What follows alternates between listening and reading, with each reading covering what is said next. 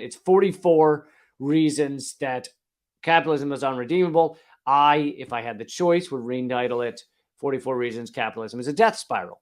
But, she's more polite than I am. Anyway, this section of her 44 gets into physical violence of the capitalist system.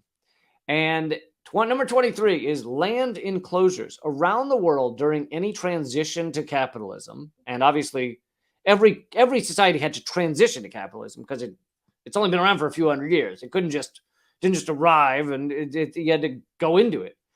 Around the world during any transition to capitalism, people have been forced off the land through enclosures of the commons. This was widespread in Europe in the 200 bloody years of transition from feudalism to capitalism, and is now happening on an unimaginable mass scale in Africa. It's awful. And this is really an amazing point. You don't often hear when people are either criticizing capitalism or endorsing capitalism. You don't hear them often bring this up, even the critics, that capitalism requires the enclosure of the land for profit. Usually, you see the commons taken away because all of a sudden everything has a price tag on it, right? Location has a price tag. The trees have a price tag. The water has a price tag. The land has a price tag. So when all those things all of a sudden have a price tag on them, the commons is a massive waste of product, of money. So all of a sudden, in order for something like Central Park to continue to exist, by the way, it's funny I picked Central Park because Central Park, it exists because in order to create it, they had to move, thousands of black and brown families off their land, out of their houses, and just destroy that in order to put in Central Park. But anyway, ignoring that, which also is saying something, right, about what capitalism does. But ignoring that, in order for something like Central Park to continue to exist, there's constant fights.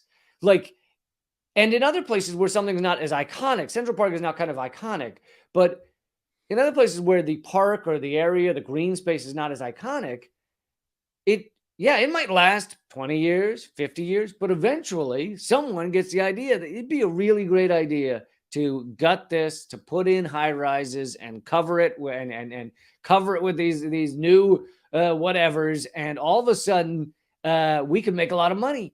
And this goes down to the tiniest little squares. You and I were in Washington, D.C. and for a long time, and we lived near a little triangle. Admo Plaza. It was called Admo Plaza. Admo stands for Adams Morgan.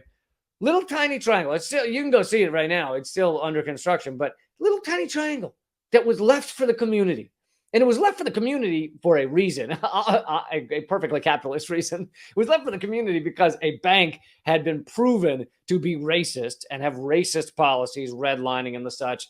And when they were caught being racist, they said, you know what, to make up for it, one of the things we'll do is we'll give this little triangle to the community. This is our gift for being racist for a long time. So it's been like that for years. Recently, they were like, wow, the amount of money we could make by turning this tiny little triangle it's just a little paved triangle where some homeless people were sleeping often. And there were farmers markets. There were farmers markets. Gather there for music. Yep, there were all kinds of things that would go on, but it was just a tiny little square. And even that was too much empty space for the community and a loss of profit for the bankers, for the investors, for the builders, for the landlords. And sure enough, they fucking went in there. They bulldozed any homeless tents that were there. They put up fencing, and now they're building there. And I mean, there's so much to say about this, but I had taken a screenshot of this the other day. And folks, I'd recommend that you check out the organization Survival International. I did an interview with them on Project Censored a while back that you can find at projectcensored.org. But they have one of their biggest things is in Africa and South America, the problem with conservation, the capital and imperialist and colonialist side of conservation. And this is one example here, a recent report, Congolese farmers barred from their own land for tree planting project by French oil giant Total Energies. So the greenwashing. So you have an oil company. Okay, we know what they do. They are buying up land in Africa that's not theirs to buy. And they are turning it into tree plantations so that they can make themselves look better. And they're forcing Congolese farmers who have been there since time immemorial off of their land. So this is colonialism. This is, of course, capitalism, because they're not allowed to go back to that. It's now enclosed. It belongs to this energy company, this oil company. And so this is like she points out, this is what's happening in Africa. Obviously, it's like a slightly different story than what happened in Europe, but I can also recommend The Many-Headed Hydra, a book about the start of capitalism at the end of the 1500s in Europe, predominantly in England, and how people fought viciously against it. And that there was so much beautiful solidarity and so much beautiful struggle, and that continues, obviously. So it can be kind of depressing at times to read that and be like, oh my God, if those people had just won.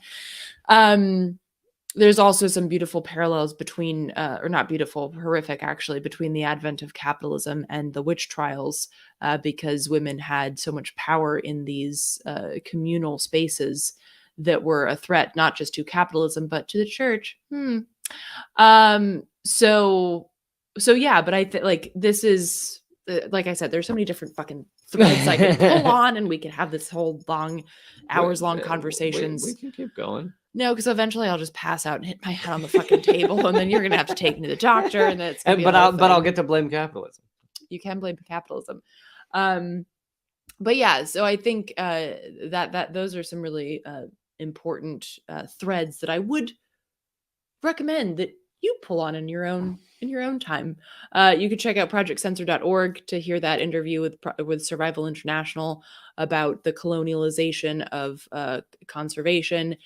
Sylvia Federici has written about witches, the witch trials, and capitalism, and then The Many-Headed Hydra is about the commons being forcefully disappeared by the capitalists. Mm-hmm. We're gonna wrap up, folks, but if you think you got $1 worth of content, I hope you'll sign up at leecamp.net. Also, I have a new episode of Most Censored News that is about the Pentagon, the massive financial fraud that's gone on there. They just failed their latest audit. The tweet I put out about that now has 10,000 retweets. So if you go, even if you aren't going to watch the video, which I hope you do, but at least go check out that Twitter thread. I'm at Lee Camp on Twitter. You can follow me there and retweet it. But yeah, really important episode. I think one of my best. And you can watch the whole episode at youtube.com/behindtheheadlines. That's where I house those.